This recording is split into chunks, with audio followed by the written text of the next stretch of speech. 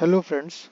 So today we are going to discuss about what are the different pharmacopoeias that we are going to study and the main pharmacopoeias which we have to study in this syllabus of B Pharm first year first semester. So we start from the introductory part of the pharmacopoeia, that what is pharmacopoeia. So we start from the definition of pharmacopoeia, which is derived from the two words. Means ये दो word से derived है, एक pharmacon and poia. So pharmacon means drug and poia means to make, means drug कैसे बनाते हैं, इस पूरे प्रोसेस को फार्माकोपिया में ये इनलिस्ट रहता है। कैसे हम लोग ड्रग्स बनाने का प्रोसेस, उसके जो लीगल स्टैंडर्ड्स होते हैं वो सारे कुछ उसमें पहले से मेंशन होते हैं कि अगर हमें पैरासीटामोल की मैन्युफैक्चरिंग करनी है तो हम किस टाइप का रॉ मटेरियल ले, उसकी प्री फॉर्मुलेशन स्टडी, उसके बाद सारे उस केमिकल्स के जितने भी कैरेक्टरिस्टिक हैं सारा कुछ लिखा रहेगा और क्या प्रोसेस फॉलो करके हम लोग बनाएं तो हमें एक ऑप्टिमम ड्रग मिलेगा। तो जनरली अगर हम कहें तो फार्माकोपिया में ये सारी चीज़ें इनलिस्ट रहती हैं। तो फार्माकोपिया है क्या? फार्माकोपिया जनरली एक बुक है, ठीक है। It is a legal and official book of standards for drug. मतलब ड्रग कैसे बनाएं, जो एक स्टैंडर्ड तरीका होता है कि कोई भी कंपनी फॉलो, मतलब उसको ही फॉलो करके बनाना है तो ही वो ड्रग स्टैंडर्ड माना जाएगा, मार्केट में आ सकता है। तो हमें उसको फॉलो करके ही बनाना है, ठीक है। तो it is a legal and official book of standards, जिसमें सारे स्टैंडर्ड्स लिखे हैं कि क्या फॉलो करके हम किस टाइप का ड्रग बनाना है या किस टाइप की हमें स्टडी उसकी करनी है, ठीक है। जो कि गवर्नमेंट के द्वारा इसको पब्लिश किया जाता है, ठीक है। और जनरली इसमें क्या क्या होते हैं, इसमें फार्मास्यूटिकल सब्सटेंस कितने हैं सारे मेंशन रहेंगे, फॉर्मूले और जितने भी डिस्क्रिप्शन है किसी ड्रग के बारे में या जो उसके स्टैंडर्ड्स है, सारा कुछ ए टू जेड किसी भी ड्रग का, क्या उसका यूवी स्पेक्ट्रोस्कोपी से लेकर कि यूवी में उसका कितना नैनोमीटर आएगा वो तक लिखा रहता है उसमें। उसमें एक एक ड्रग की सारे स्टैंडर्ड्स लिखी रहती हैं। और pharmacopoeia is a collection of monograph. तो मोनोग्राफ जनरली हम लोग ऐसे समझ सकते हैं कि मोनोग्राफ जो होते हैं, एक किसी भी से अगर हम कोई टॉपिक उठा लें, मान लेते हैं कि एक पैरासीटामोल है, तो पैरासीटामोल एक स्पेसिफिक टॉपिक हो गया। तो पैरासीटामोल की जितनी भी डिस्क्रिप्शन है सारा कुछ लिखा है। तो एक किसी पर्टिकुलर टॉपिक के ऊपर जो भी रिटन डॉक्यूमेंट होता है वो हम कह सकते हैं कि मोनोग्राफ्स है। तो अगर एक पैरासीटामोल है, उसके बाद हम एक एस्पिरिन ले लिए या कुछ, तो वो अलग अलग ड्रग्स हो गए, तो सबके कलेक्शन को जब हम लोग कहेंगे तो वो फार्माकोपिया में आएगा। अगर वो सिंगल है तो मोनोग्राफ है, और जब वो कलेक्शन में आएगा तो उसको फार्माकोपिया कहेंगे। मतलब सिंपल है, समझे कि अगर एक ड्रग का डिस्क्रिप्शन है तो मोनोग्राफ है, और उस एक से अधिक, दो से अधिक है तो उसको हम लोग फार्माकोपिया कहेंगे, ठीक। तो जो मोनोग्राफ में जनरली डिस्क्रिप्शन लिखा रहता है वो जनरली पर्टिकुलर ड्रग, उसके डोजेस फॉर्म, उसका मेथड ऑफ एनालिसिस, ठीक है, केमिकल नेम, फार्मूला, उसकी solubility, identification, pH, SA, LOD, मतलब उसका हम ये कह सकते हैं कि evaluation, in vitro, in vivo और ऑर्गेनोलेप्टिक, सारा कुछ, प्री फॉर्मुलेशन, इवेल्युएशन, मैन्युफैक्चर, क्या बोलते हैं, मेथड ऑफ एनालिसिस, ठीक है, और उसका क्या प्रोसेस होता है, सारा कुछ उसमें लिखा रहता है। अब नेक्स्ट आता है इंपॉर्टेंस ऑफ फार्माकोपिया। तो इंपॉर्टेंस में इसमें 4 पॉइंट्स हैं। To maintain uniformity and control standard of the drug available in the market. तो जो अभी वही बात पहले हम लोग ने की कि कोई भी कंपनी इसी चीज को फॉलो करके बनाएगी, किसको? फार्माकोपियल स्टैंडर्ड्स को। तो स्टैंडर्ड्स को अगर 10 कंपनियां इसी स्टैंडर्ड को फॉलो करेंगी तो सेम ही टाइप का ड्रग बनेगा ना, तो यूनिफॉर्मिटी आएगी, ठीक है। और जो स्टैंडर्ड्स उसमें दिए गए हैं उसके अंतर्गत बनाएगी तो वो कंट्रोल फॉर्म में होगा, कोई उससे टॉक्सिसिटी प्रोड्यूस नहीं होगी। तो कंट्रोल स्टैंडर्ड्स और यूनिफॉर्मिटी को मेंटेन करेगा, अडल्ट्रेशन को कम करेगा, कि हम लोग स्टैंडर्ड को फॉलो करके कर रहे हैं तो हम लोग कोई मिलावटी चीज उसमें नहीं डाल सकते। अगर स्टैंडर्ड के थ्रू है तो वो ड्रग ऑप्टिमम और नॉन अडल्ट्रेटेड है, ठीक है। और कंप्लीट इंफॉर्मेशन देता है। कोई भी फार्माकोपिया में हम लोग को कंप्लीट इंफॉर्मेशन मिलती है ड्रग और उसके डोजेस फॉर्म की, ठीक। और ये जो हम एकेडमिक, जैसे हम बी फार्म एम फार्म पढ़ते हैं, या इंडस्ट्री में मैन्युफैक्चरिंग होता है, लेबोरेटरी में R&D में टेस्टिंग होता है, तो सब जगह ये एज अ रेफरेंस यूज किया जाता है, एज अ रेफरेंस स्टैंडर्ड। ठीक है, क्योंकि एक स्टैंडर्ड सेट करता है कि कैसे हमें हर चीज को फॉलो करना है, कैसे इसको फॉलो कर कैसे हमें अपना वर्क करना है।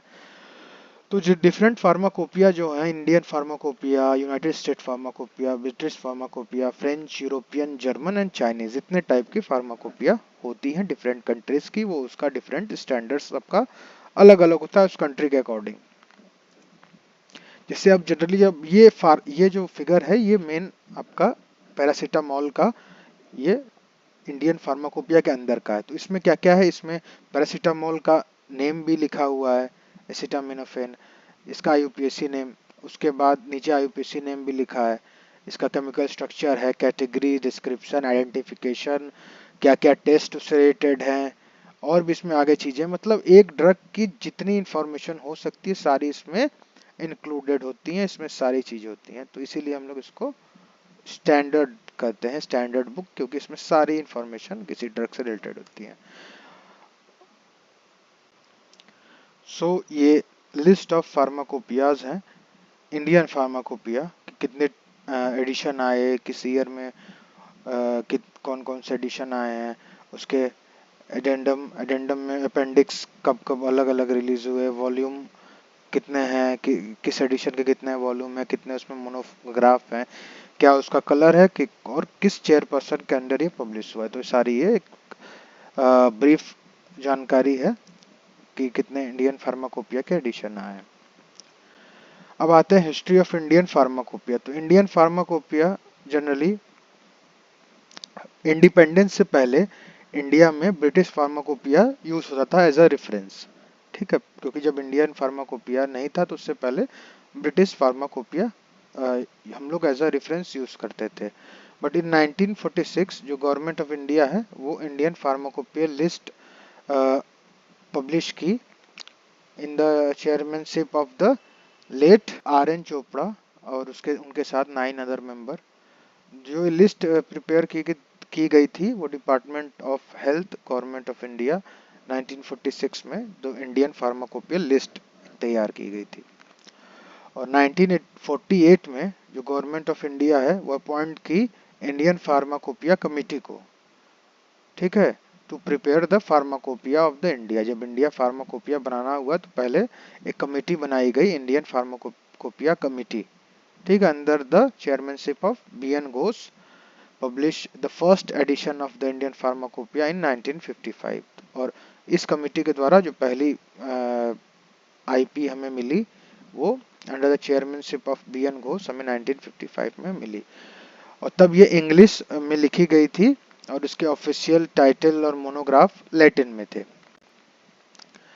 और जो डोज इसमें लिखे गए थे, जैसे किसी ड्रग के बारे में जो इन्फॉर्मेशन जो डोजेस की दी गई थी वो मैट्रिक सिस्टम में थी, और टैबलेट, इंजेक्शन और जो उसकी usual strength for administration has been given, means सब मैट्रिक सिस्टम में जितना भी डोजेस था टैबलेट और इंजेक्शन का यूजुअल जो स्ट्रेंथ ऑफ फॉर एडमिनिस्ट्रेशन वो भी मैट्रिक सिस्टम में दी गई थी। और जो इसके formulation of the drug were given immediately after the monograph of that particular. तो मतलब जैसे मोनोग्राफ के बाद खत्म होता है किसी ड्रग का, उसके बाद तुरंत ही उसका फॉर्मुलेशन दिया गया था। कॉलेरा वैक्सीन का इसमें से जो इंफॉर्मेशन थी वो डिलीट कर दी गई थी in the second edition of IP. जब सेकेंड एडिशन पब्लिश हुई तो कॉलेरा वैक्सीन की उसमें इंफॉर्मेशन डिलीट कर दी गई थी।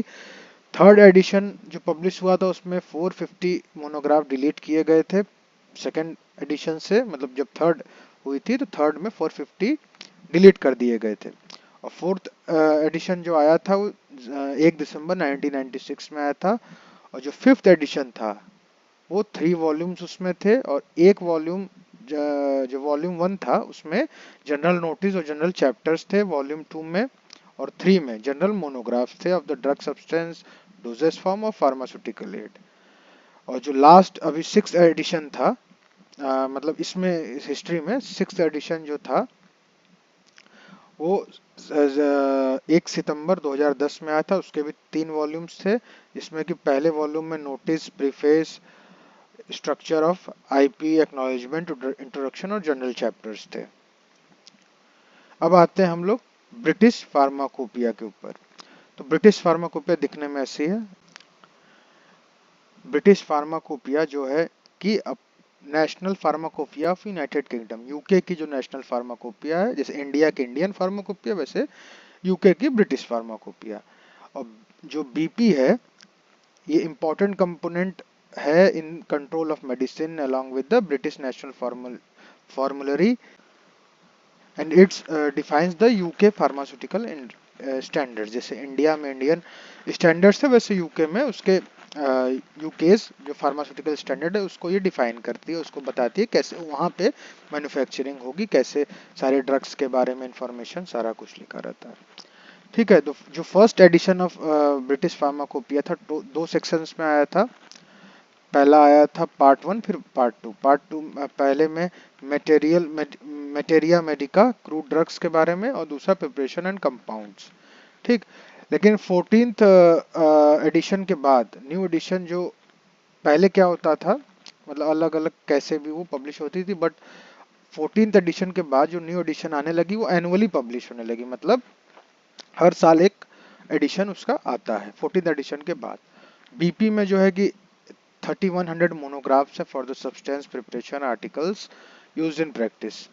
और वो उसके वॉल्यूम 1-2 में मेडिसिनल सब्सटेंस है, 3 में formulated preparation, blood related products, immunological products, radio pharmaceutical, surgical material, homeopathic preparation, ये सारे कुछ इंक्लूड होते हैं। 4th में सप्लीमेंट चैप्टर्स, आईआर स्पेक्ट्रा, ये सब आते हैं। 5th में वेटेरिनेरियन जो एनिमल्स प्रोडक्ट्स होते हैं उसके बारे में। 6th में सीडी रोम वर्जन जो आता है वो उसमें कंटेंट्स है। और जो अभी करंट बीपी का 2010 एडिशन जो है वो अभी अंडर प्रोसेस है। और यहाँ साइड में कितने ब्रिटिश फार्माकोपिया के एडिशंस हैं 1 to 14 और किस ईयर में पब्लिश हुए हैं वो भी दिया गया है।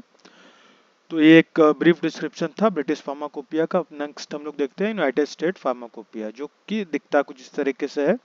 उसका फिगर ये है, मतलब इस तरीके से उसका दिखता है। अब हम लोग देखते हैं कि यूएसपी इसे बोल सकते हैं, यूनाइटेड स्टेट फार्माकोपिया। तो इसका फर्स्ट एडिशन जो था 15 दिसंबर 1820 में पब्लिश हुआ था इंग्लिश एंड लैटिन लैंग्वेज में। और यूएसपी और एनएफ नेशनल फॉर्मूलरी और यूएसपी बोथ जो है रिकॉग्नाइज एज अ ऑफिशियल कॉम्पेंडिया, मतलब एक ऑफिशियल बुक, एज हम लोग कह सकते हैं reference book for determining the strength, quality, purity, packaging and labelling of the drugs or other related articles. तो एक तरीके से यूनाइटेड स्टेट्स में ये किसी भी ड्रग की strength, quality, purity, packaging, labelling, जो भी हम लोग को स्टैंडर्ड तरीका उसका देखना है, उसके लिए हम लोग यूनाइटेड स्टेट फार्माकोपिया को फॉलो करेंगे। ठीक, जो इसके एडिशन या पब्लिकेशन ड्यूरेशन का ईयर है वो 1820 से 1942 वॉज 10 ईयर्स, मतलब एक 1820 में आया फिर दूसरा आया तो 1942 में आया। और यूएसपी कंटेन ओवर 3400, मतलब 3400 monographs bye US pharmaceutical convention in English and Latin, जिसमें कि 272 ड्रग्स थे। ठीक है, from 1942 to 2000 it was published at the interval of 5 years, means इसका मतलब ये 1820 में पहला एडिशन आया, उसके बाद सेकेंड एडिशन आया 1942 में, लेकिन 1942 से 2000 तक हर 5वें साल एक नया एडिशन आता है। USP also contains 16 monograph, 9 general chapter on the nutritional supplement। तो न्यूट्रिशनल सप्लीमेंट के बारे में इसमें ज़्यादा जानकारी दी गई है। और 2002 में के बाद से, मतलब अभी 1942 से 2000 तक तो 5 ईयर के इंटरवल पे हुआ, लेकिन अब 2002 से ये एनुअली हर साल एक नया एडिशन आता है। और जो फर्स्ट नेशनल फॉर्मुलरी थी ऑफ यूएस वो 1888 में आई। जो इसका इलेक्ट्रॉनिक वर्जन है यूएसपी और एनएफ का, जो फ्लॉपी डिस्क में इंट्रोड्यूस की गई वो 1992 में की गई। और जो करंट एडिशन ऑफ यूएसपी है 2014 इज इन प्रोसेस। और अब नेक्स्ट आता है हमारा यूरोपियन फार्माकोपिया। तो एक ये बस जनरल ब्रीफ है, हम लोग को मेनली इंडियन फार्माकोपिया पढ़ना है, लेकिन सबके बारे में थोड़ी थोड़ी जानकारी होनी चाहिए। यूरोपियन फार्माकोपिया में जनरली हम कह सकते हैं कि जो यूरोपियन फार्माकोपिया कमीशन है वो वर्क अपना स्टार्ट की इसको लेके 1964 से टू प्रिपेयर यूरोपियन फार्माकोपिया। इसका फर्स्ट एडिशन जो आया 1967, सेकेंड एडिशन 1980, थर्ड एडिशन 1997, ऐसे करके fourth fifth six seventh eighth different इसके एडिशंस है। बट इसमें लिखने को हम लोग और भी अपने मन से भी लिख सकते हैं, ऐसा कोई वो नहीं है। हम लोग भाई सिंपल सा अभी तक एक ही रेफरेंस स्टैंडर्ड की तरह यूरोपियन कंट्रीज में यूज होती है। वहाँ की जो भी ड्रग्स की प्योरिटी, उसकी इफिशियंसी, वो सब जब हम लोग चेक करने के लिए उसको उस हिसाब से मैन्युफैक्चर करने के लिए इस बुक का हम लोग फॉलो करेंगे। जो भी स्टैंडर्ड्स दिए गए हैं उसको स्टैंडर्ड्स को फॉलो करेंगे तो हम लोग को जो ड्रग मिलेगा उसकी उसकी हम लोग एसे हो गया, उसका इवेल्युएशन हो गया, उसकी प्योरिटी को टेस्ट करना, वो थ्रू यूरोपियन फार्माकोपियल स्टैंडर्ड्स कर सकते हैं। तो इसी तरह हम लोग का ये फार्माकोपिया का जो एक चैप्टर था ये खत्म होता है। अब हम लोग नेक्स्ट टॉपिक अगले वीडियो में देखेंगे। So thank you for watching the video, like subscribe and share for more videos.